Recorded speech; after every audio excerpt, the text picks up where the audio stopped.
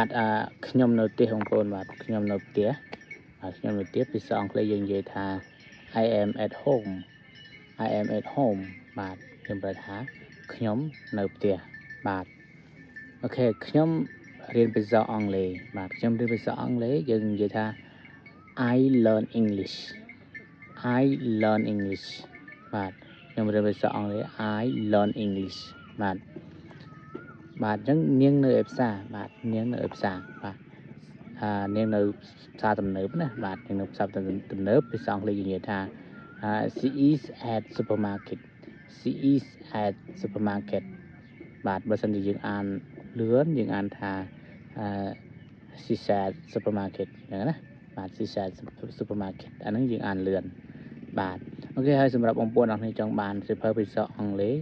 បាទយកទៅរៀនទៅខ្លួនឯងបន្ថែមអញ្ចឹងបងប្អូនអរគ្នាអាចឆាតឬក៏ inbox បាទឬក៏ទំនាក់ទំនងតាម Telegram ក៏បានដែរ